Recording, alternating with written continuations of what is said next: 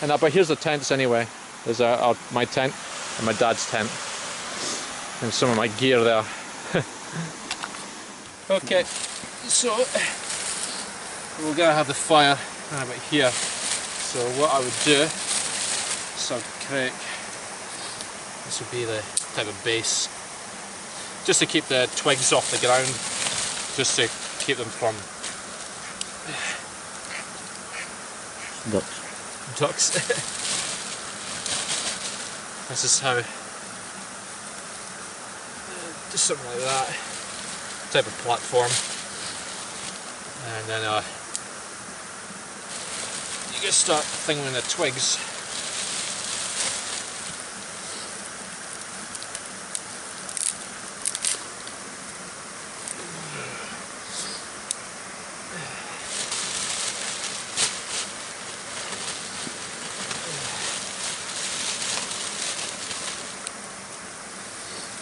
This is like a form of upside down fire I'm doing. The idea is that you put the fuel on top. Doesn't matter if you know, it's something like that,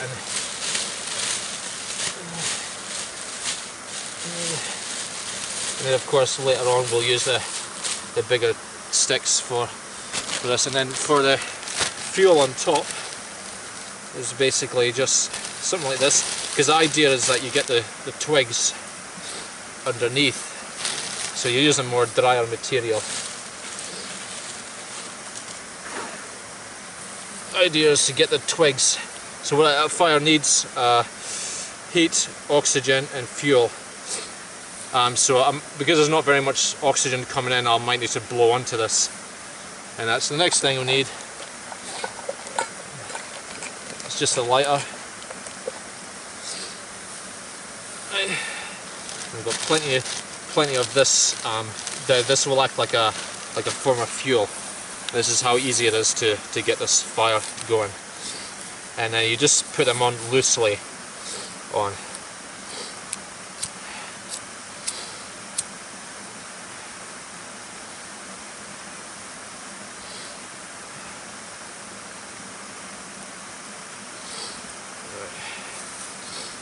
Just put them on. It's just about entertaining the flame as best you can.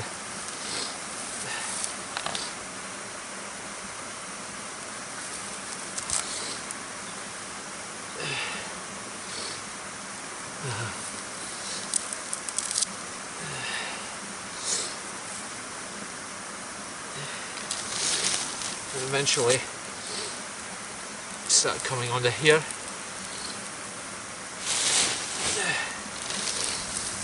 It's until the twigs underneath start to get caught on fire. Then when the twigs go into an ember, you can start blowing on it.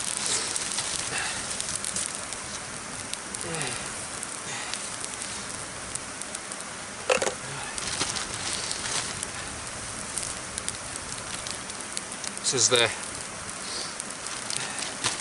easiest way I've found anyway, getting a fire going.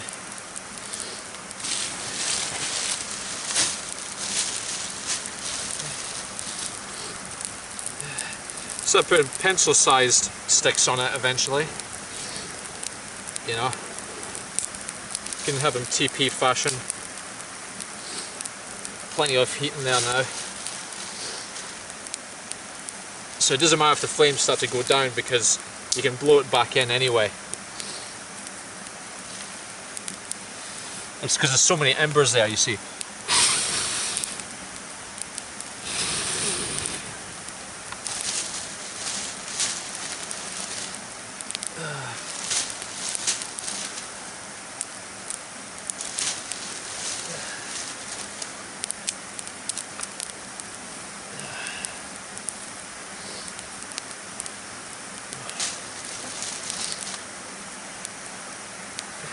Because once there's a lot of intense heat, as long as it's not too loose and it's all compact, then you've got a good fire going eventually.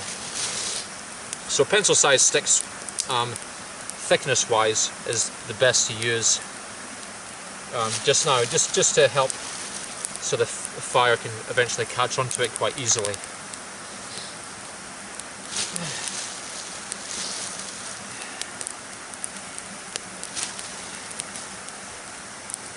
Yeah.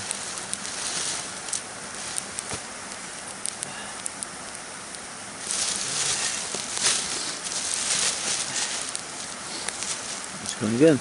Yeah. And that was so easy. Yep.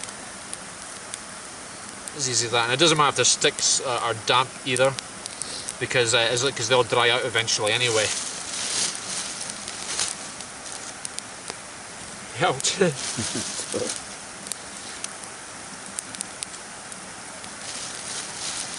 Just TP fashion wise, it's as easy as that really. Yeah. And then what you do next is that when the fire goes down, in the next morning you can use the hot ashes to make the fire come back alive again. You know, with the hot ashes, you know. And you can make the fire as big as you want as well.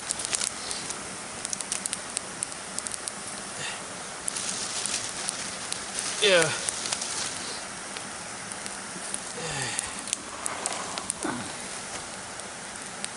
Yeah, and while that's happening, I'm slightly going to thicker ones. They'll dry out eventually anyway.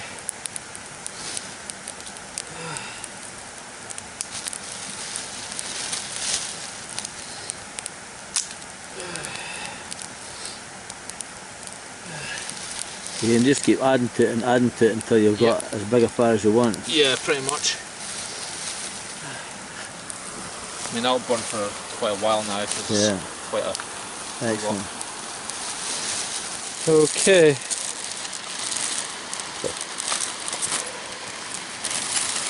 Cooking time.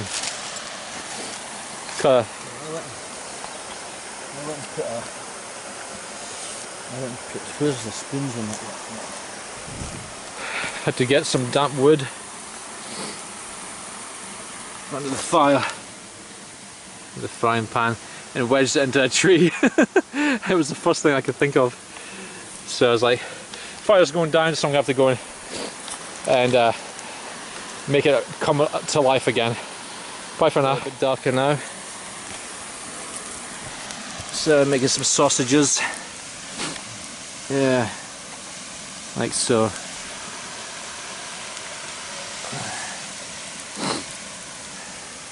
This should be good. And my dad's just making a call to Mum now. No signal. No signal? Oh yeah, it looks like you've got it. Got a lantern here as well. It's best to hang it there in case we lose too much daylight. So we'll use that. Keep your tents bug free, make sure it's zipped up at all times so there's no midges getting in there and spiders and whatnot, especially when we're under a tree.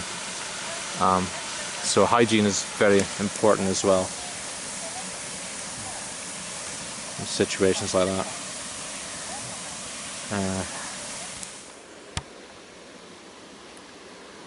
I think this might...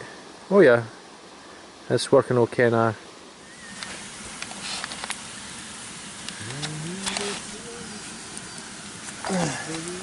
So, at night, just showing my night vision. When you're using, this is about 300 odd pound. This night vision, yeah.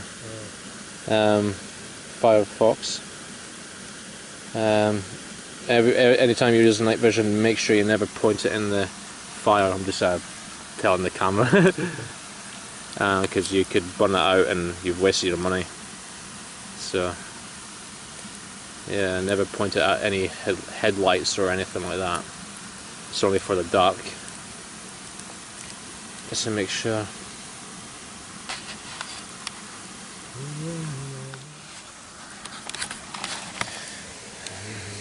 So the good thing about using night vision is that you hear something maybe outside and it's pretty dark still, you know, you can have a look around, and you know, the good thing about it is that nobody can see you, but you'll see anything out there, because there's no light source coming off this.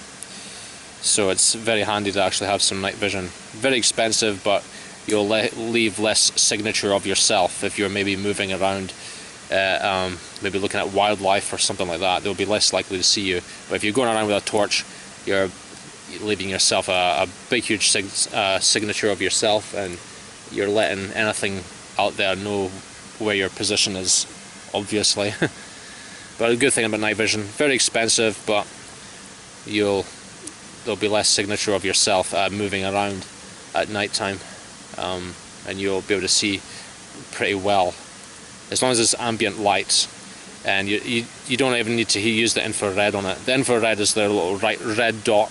You don't even need to use that sometimes. You only use that in extremely dark locations where there's no ambient light being used. So that's probably the best way to do it when using the night vision.